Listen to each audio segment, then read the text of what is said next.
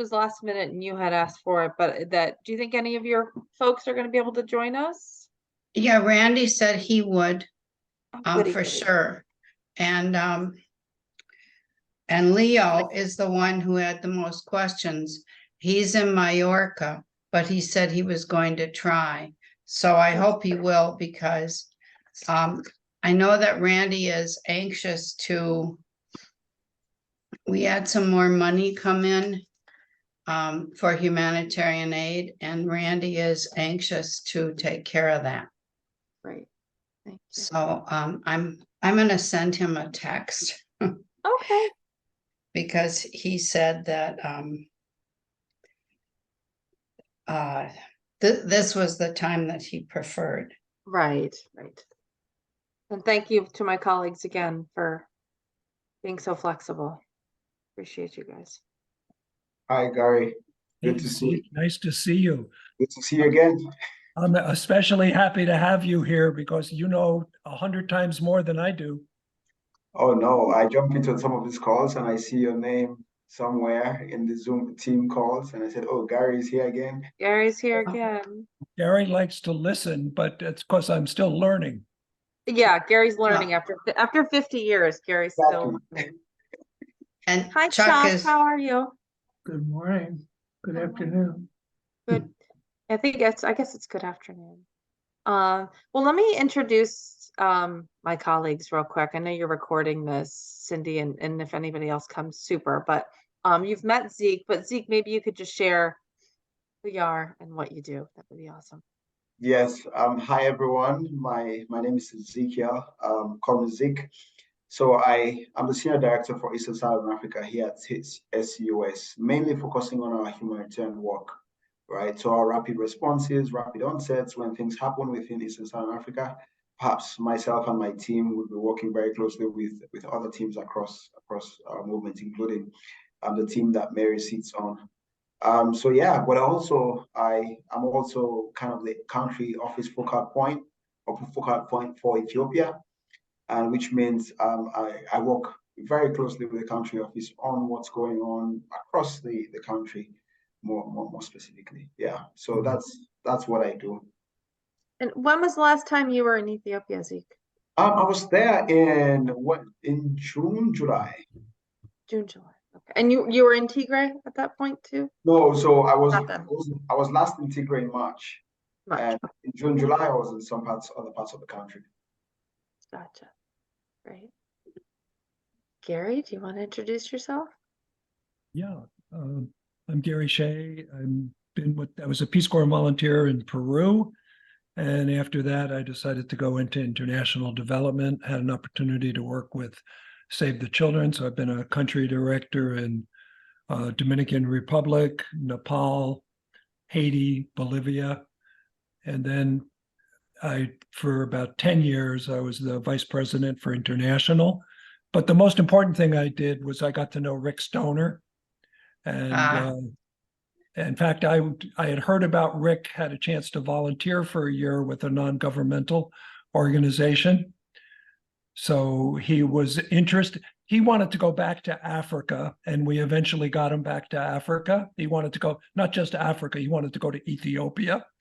And we made that happen, and he later became our COO.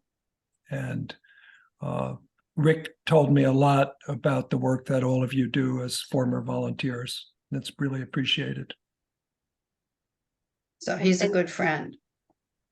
Yes. And Gary's been with Save for 50 years. Sorry, Gary, but Gary's been with Save for 50 years. He's the person I know who has probably the most broad knowledge of the organization, I would say. True, Gary? That's true. Well, that's a bit of an exaggeration.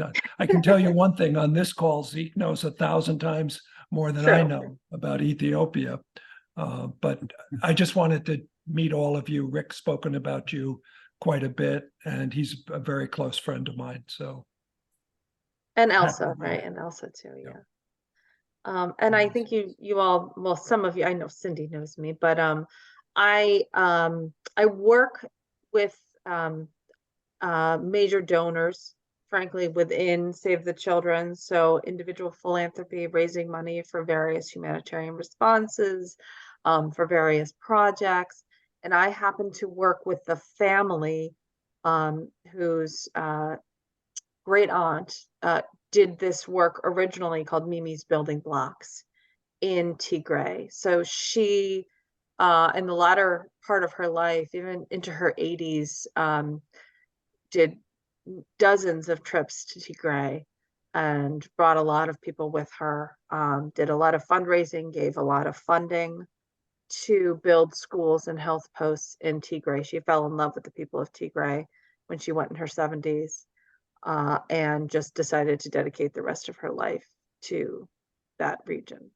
So I sort of represent, in a way, the family of Mimi O'Hagan, who were just devastated by the 2 years of conflict, in addition to, COVID on top of that, and what happened in the region. And he wanted to see what we could do to revive these schools, which were essentially really devastated by the conflict. And we were already in a position to want to do that.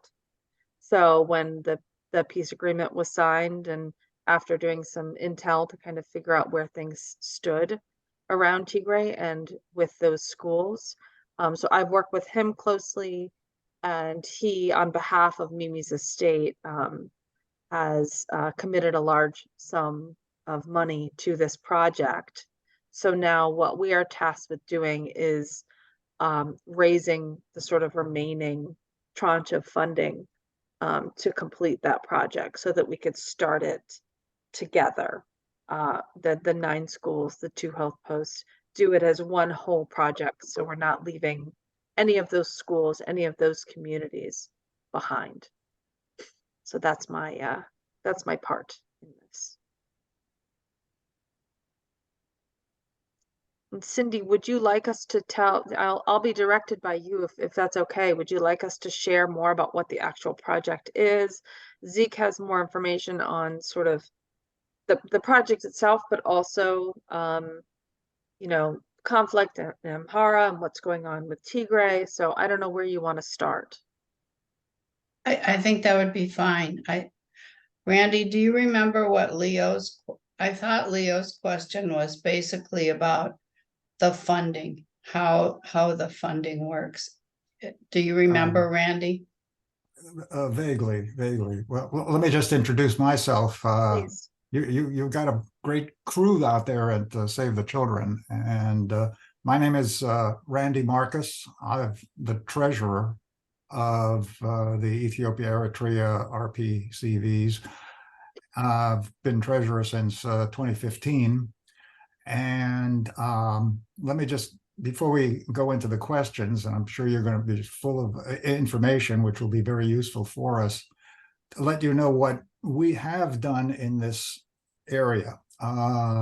It was in early 2021, with the outbreak of the war a few months earlier than that, that we decided we wanted to do something. And we're a very small group. We have maybe 800 or 900, maybe 1,000 members in the database.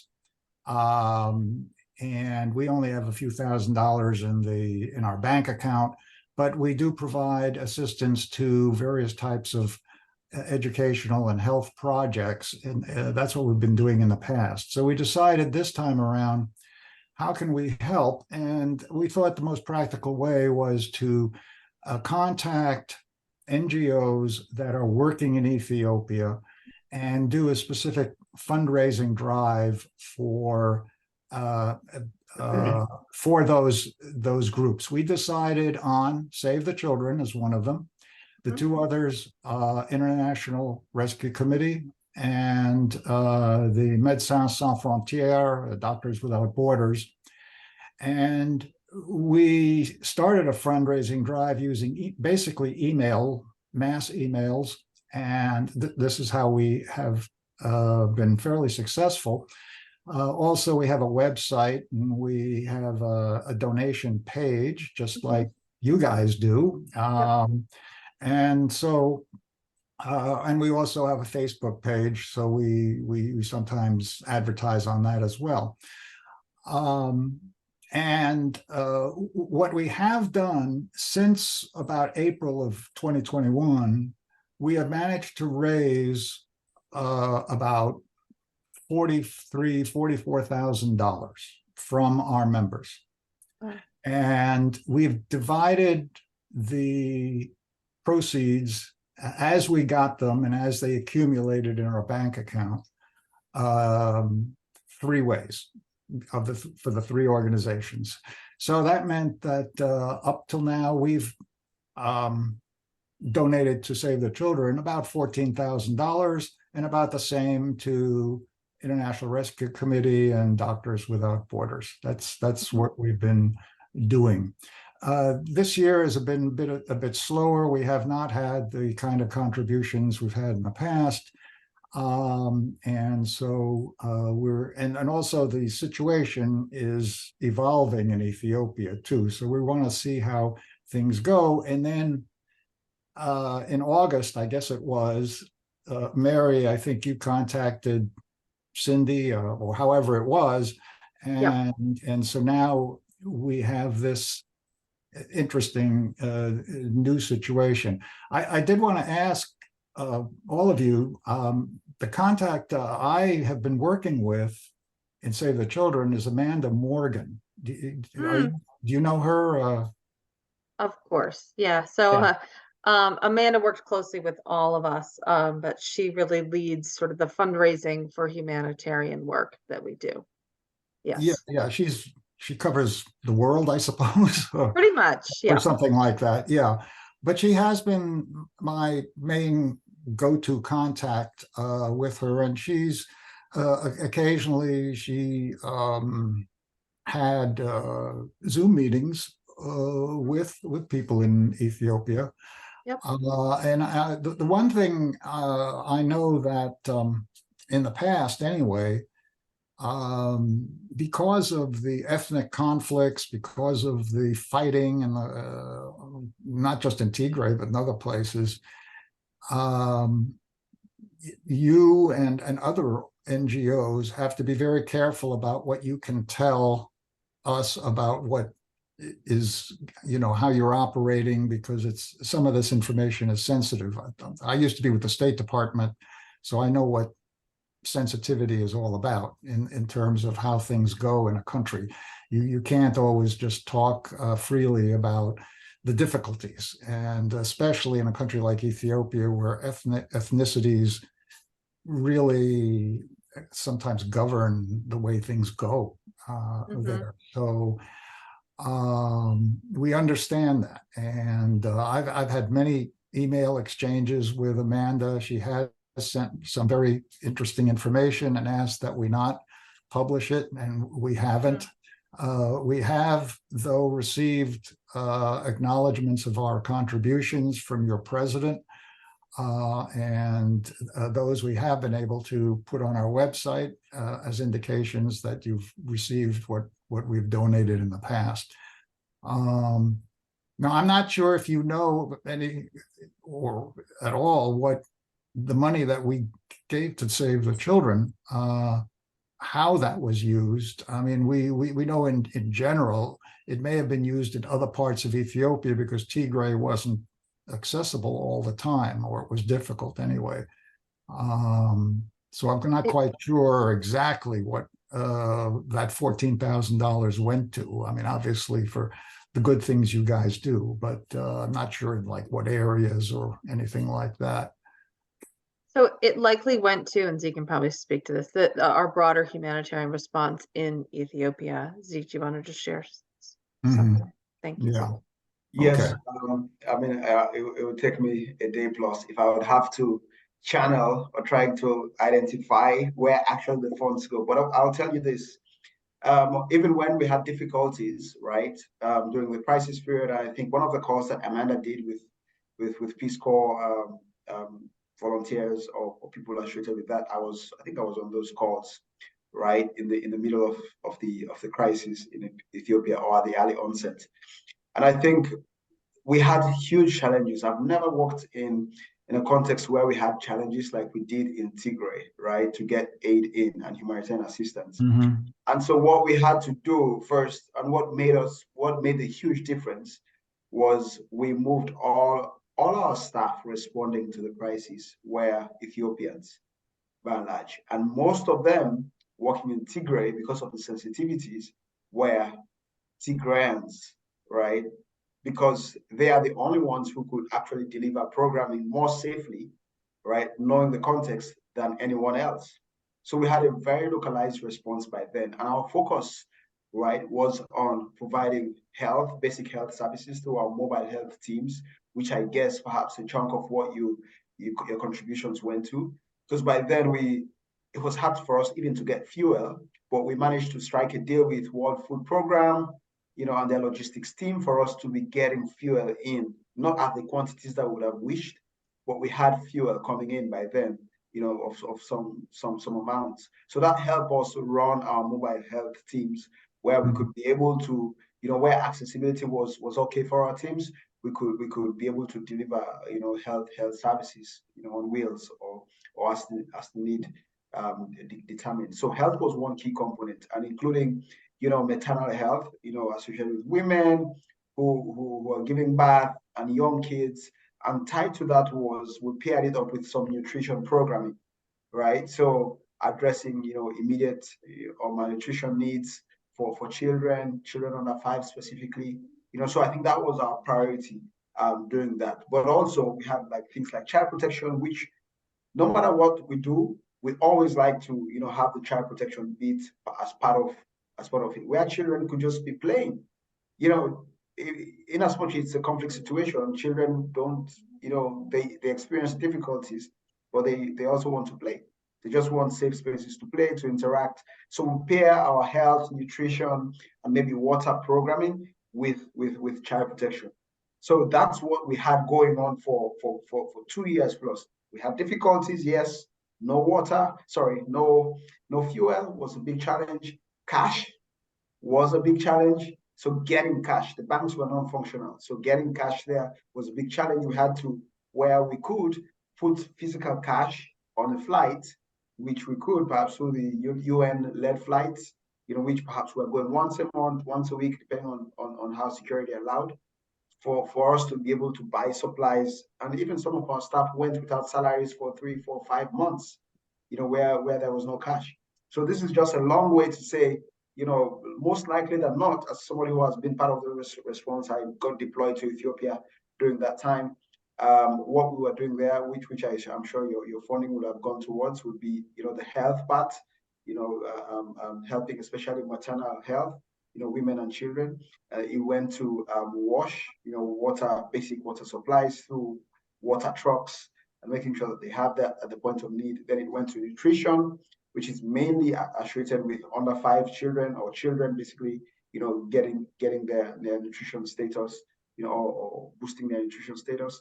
And then the last perhaps would be the child protection, which maybe I would say child protection was moving around, 20% or 10% of our overall funding. So, but the chunk of that went to health, and then perhaps nutrition, wash, and protection.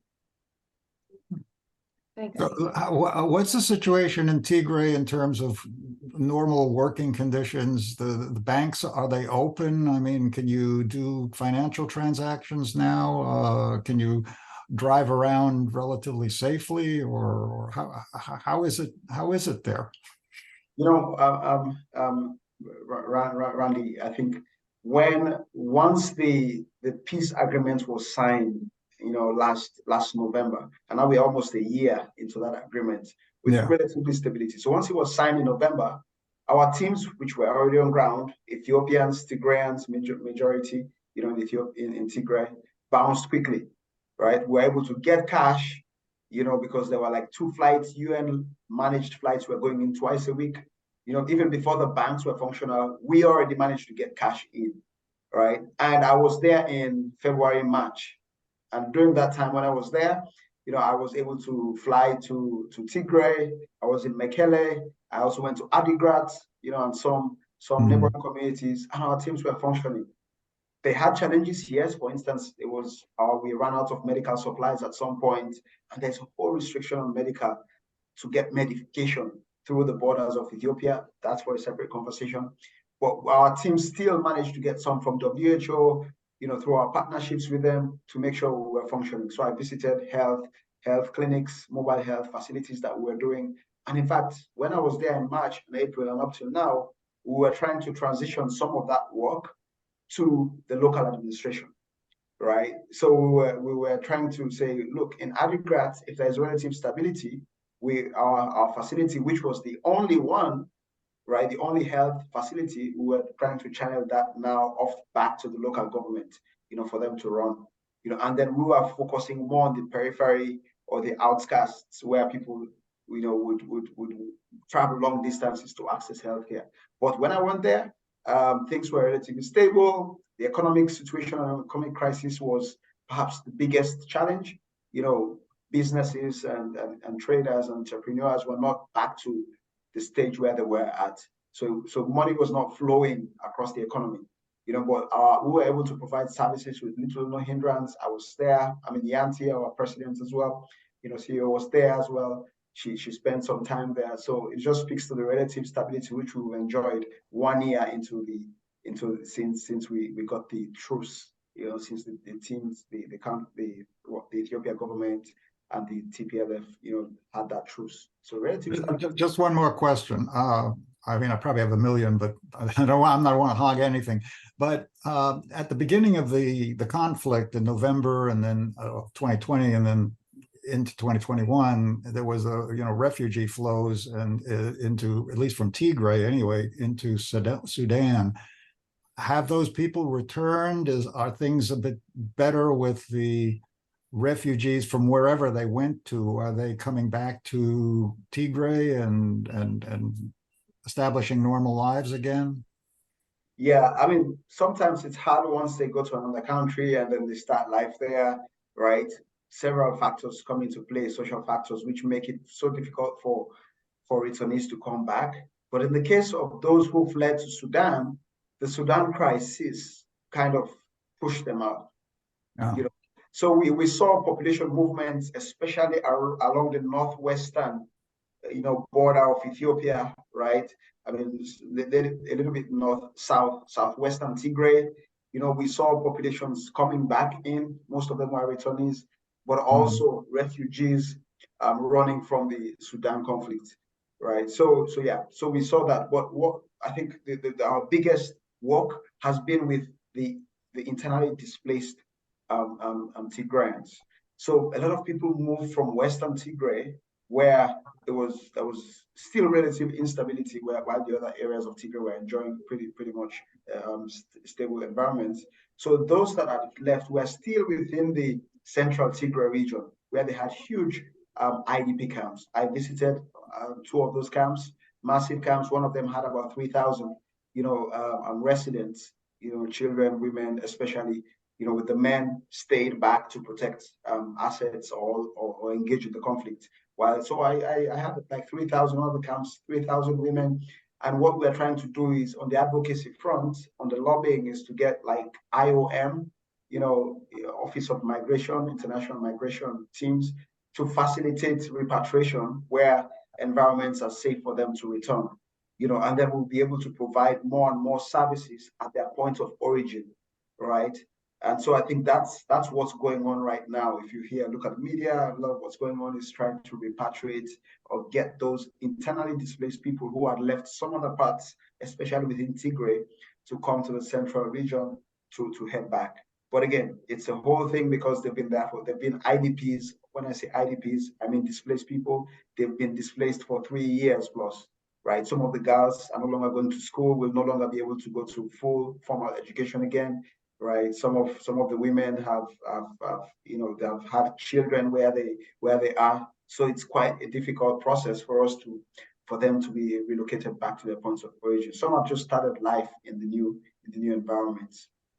Yeah, it's Chuck speaking, and my understanding is the specific project, the Mimi's project, is really in eastern Tigray, and it was like within about an hour of Mekelle. the hospitals and the educational facilities. And that area was probably more stable than even the central portion. I don't know if you're able to get to Adwa or Aksum, let alone, probably Sherry is probably beyond your ability to service with any regularity, it seems. Is that an accurate understanding of where this project is focused? Yeah, I could pull them up, but again, I mean, some of just to note. So there are a few things, and thanks very much, Chuck, for that question.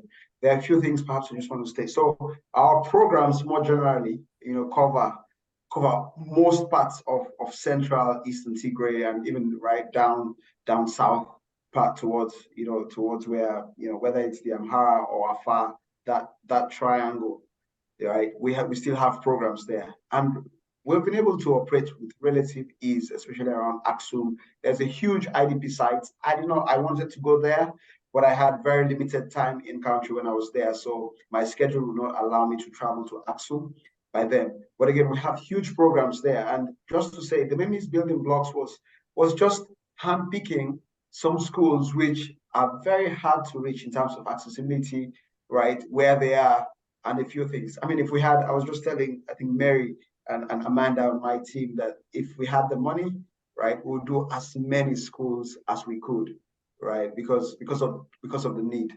But again, there is so much we could do with what we have, and that's why perhaps we focused on particular schools, in the central region and off from Mekelle a little bit, but which are very hard to reach. And even with government programming, or should funding be available to the local administration, the Tigray administration, Tigray Educational Bureau, they wouldn't be reaching those schools, right? More likely than not. Yeah. So I think that's where our focus is. Yeah, and maybe Zeke, maybe you know this, but the Tigray community in Colorado here has been working with St. Mary's Hospital in Aksum. And we have been doing fundraising and sending funds to St. Mary's Hospital. I don't know if you know Dr. Zacharias, who's the head physician at St. Mary's Hospital. Among other things, he's been able to purchase through whatever channels they use, he's been able to purchase patient monitors, when they hook you up and they have your blood pressure and respiration and so forth. So, I mean, all their equipment was looted and destroyed. I mean, it's just, the facility was really, I'm sure the same is true in the eastern Tigray around Mekelle. I guess Mekelle Hospital is probably one of the few hospitals that maintain some semblance of operation throughout the conflict. But just one other, getting back to a specific project, and I don't want to complicate it anymore. I mean, obviously, it's hard to predict what we could raise if we issued another appeal to our membership. It is hard to predict how much we could raise and how much we could commit to the project in terms of cash contribution. So, just how that would work is one of the questions I think we need to present to the board, is just how we participate in this fundraising, because we're just sort of I have to put it at the mercy of what our membership can pony up. So that's one operational question about the thing. But another thing that occurred to me, and I don't know if you watch Lawrence O'Donnell on MSNBC, but he has had this relationship down south in Malawi, where I guess he's worked out this deal with a place that fabricates desks. And I'm sure one of the needs in the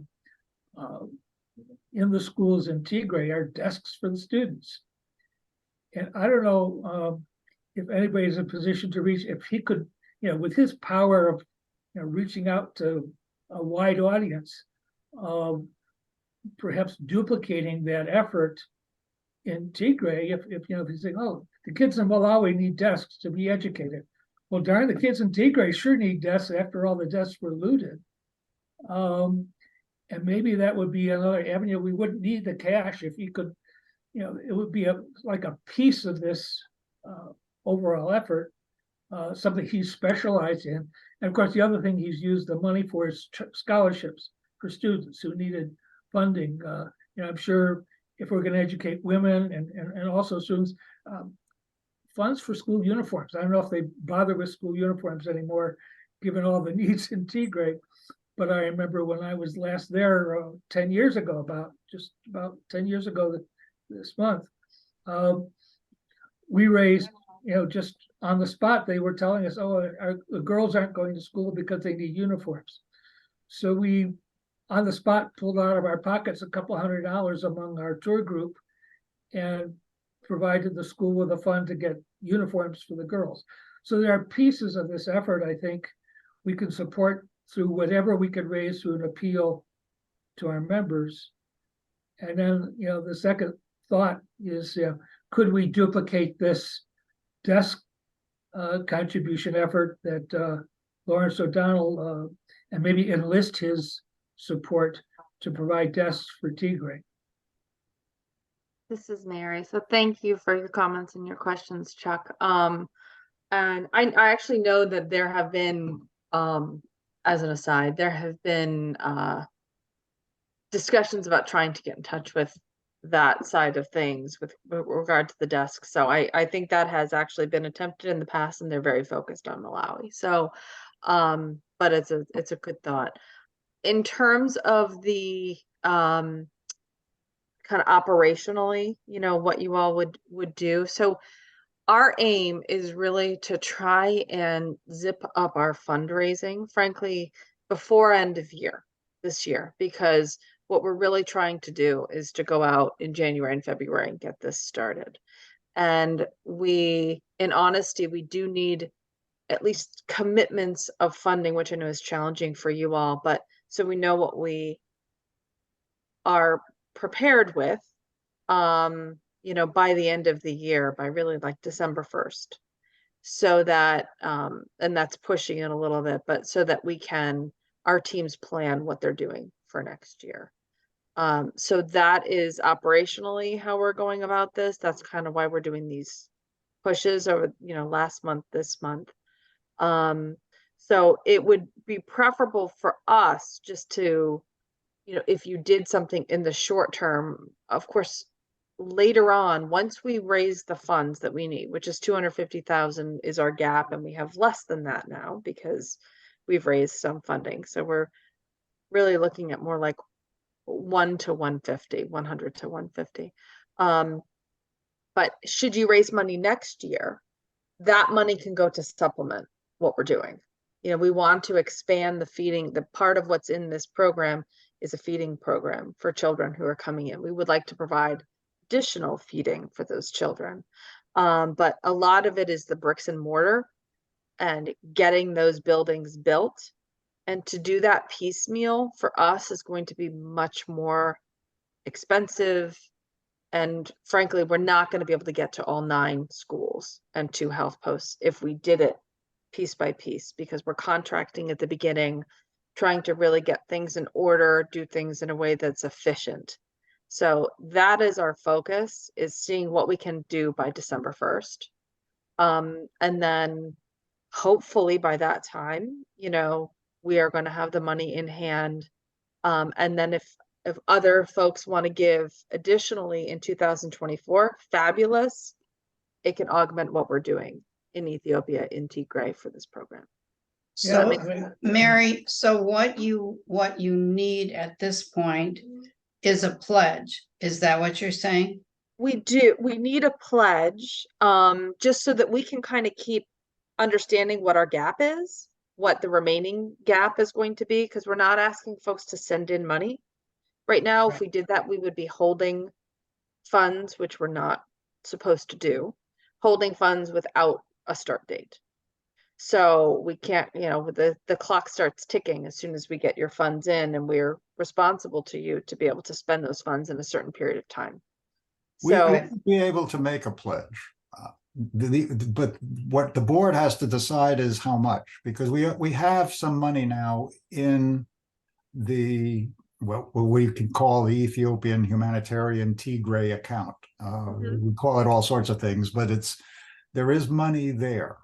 And the issue that we will, as a board, have to decide is how to work it, because as I explained in the past, and still up until now, we have 3 partners, not just one.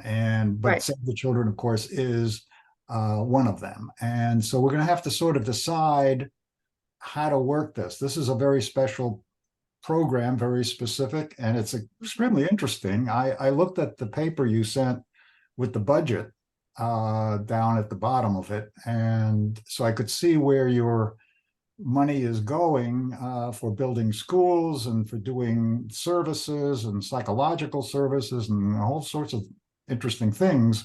That looks all very, very good. And I understand your point of view. You'd like to get the pledges.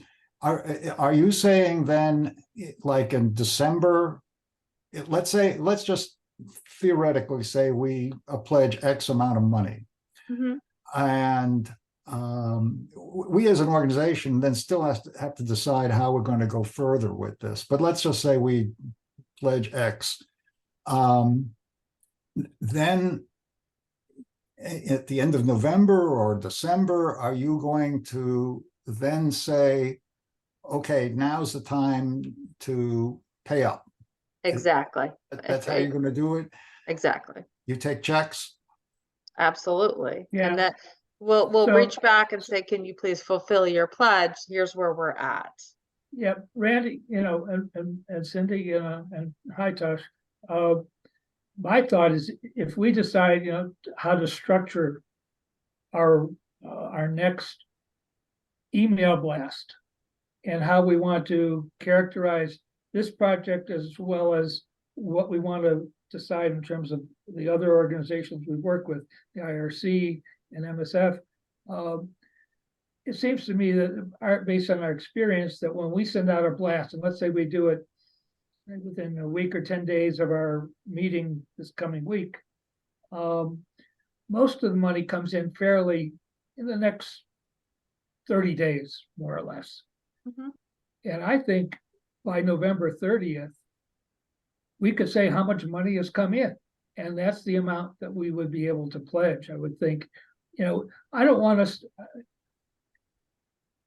to be in a position to say, oh, we're going to give you $25,000, and then we only come up with 18 and put you in a unfulfilled expectations. Absolutely. So, I mean, my mind, we would decide how we want to approach this next round of fundraising effort at our next board meeting. Proceed with that, and in some agreed manner, however the board agrees, to include Save the Children as part of this fundraising effort, and be able to tell you within the next, before the end of November, how much we've raised and how much we could hand over as you're prepared to initiate the project.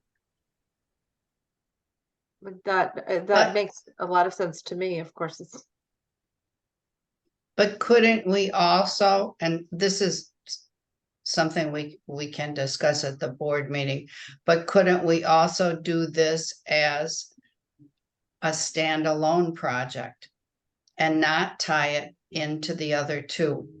That's Yeah. that's what the board needs to decide. How do we Yeah, want right. to characterize We'll have to this work that project out. Yeah, I in mean, relation to other groups we may choose to support? But that's an option we have to make as a board, I think.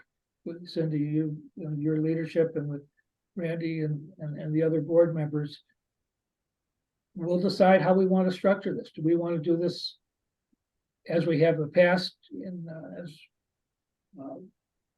including other organizations, or how do we want to characterize this specific project with this very specific, Tigray focused work agenda that's great very, focus. very Original. clearly laid out Mary, and specific. I'm sorry, Chuck.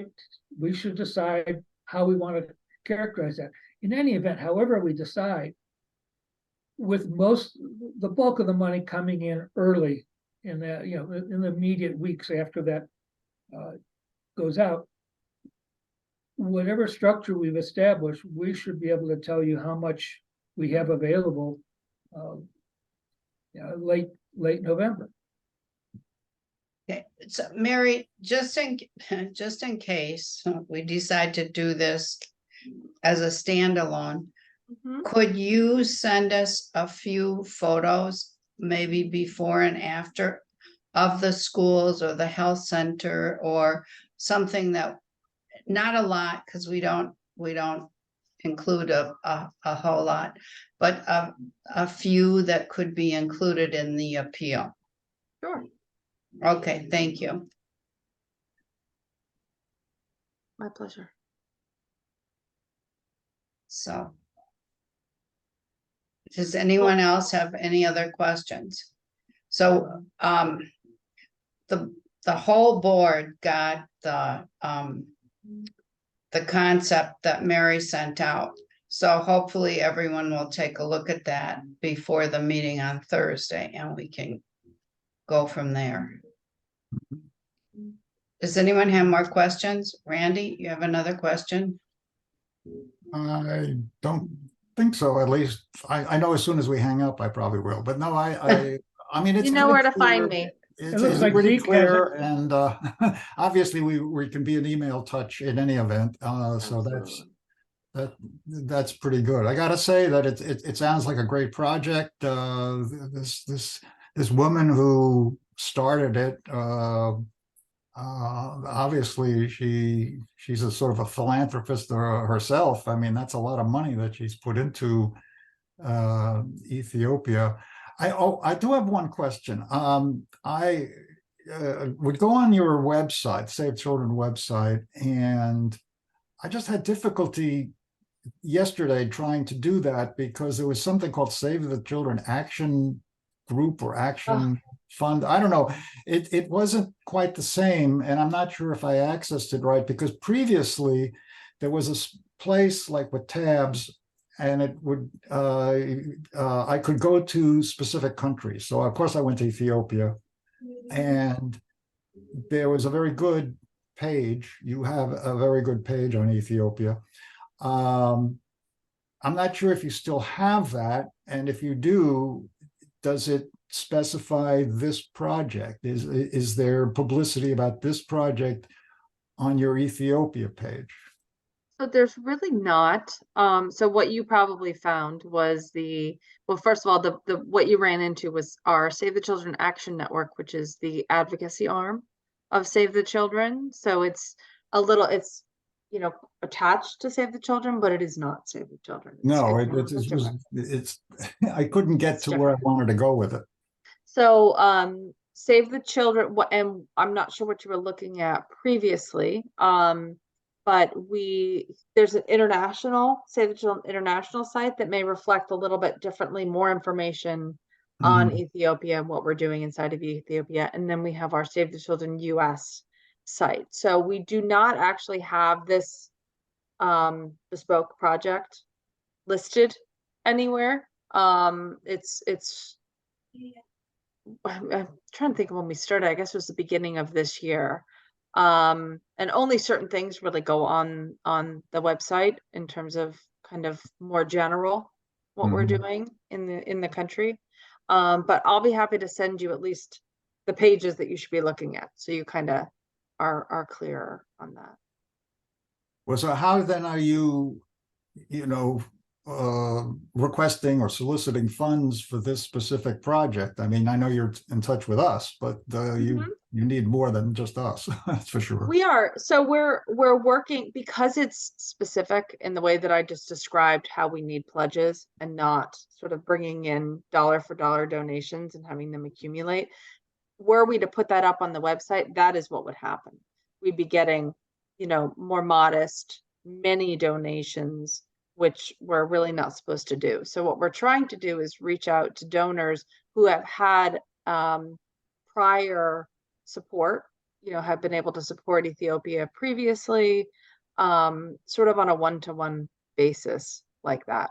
That's been the process for this, and it's been quite successful. But rather than sort of open it up carte blanche on the website where we'd be getting more modest donations, which again, because it's a bespoke project within the greater context of all the work we're doing in Ethiopia, we need to do it that way. Yeah, it looks like Zeke, you've had your hand up. Oh, do you have your hand up, or no? That's someone behind you. with your hand up. It's a Oh, child. it's the poster Oh. behind. The poster. Oh, okay, There we go. you fooled me, okay. Oh, I thought, the hand raising function of the Zoom, so. Mhm. But That's thank what- you all so much. I'm sorry, what's he?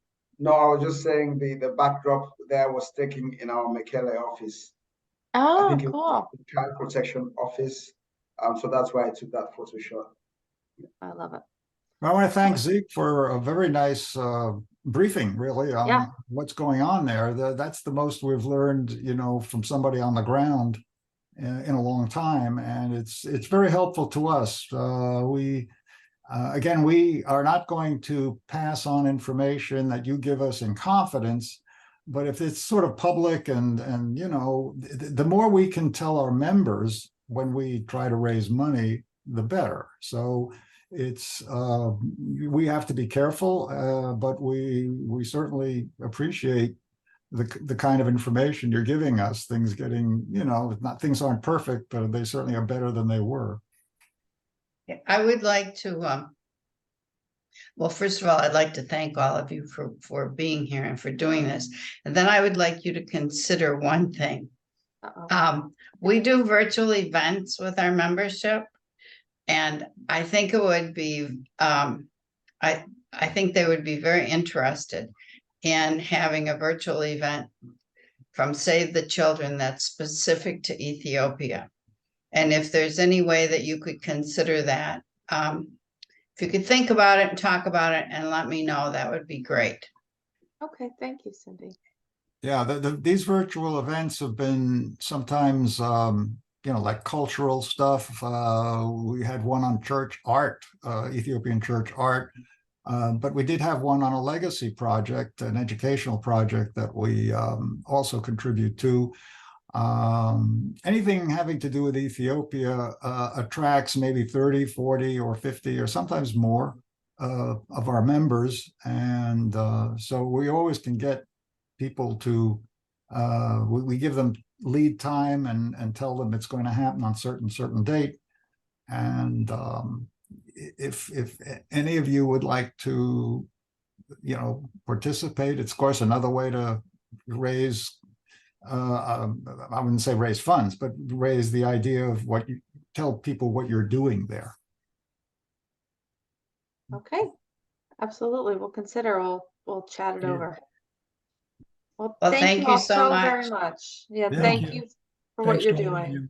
Thank And you Zeke, all. thanks Nice for the meeting you. presentation, Okay. Zeke. It was great. Yeah, Thank you. thanks, Zeke. We'll be in touch.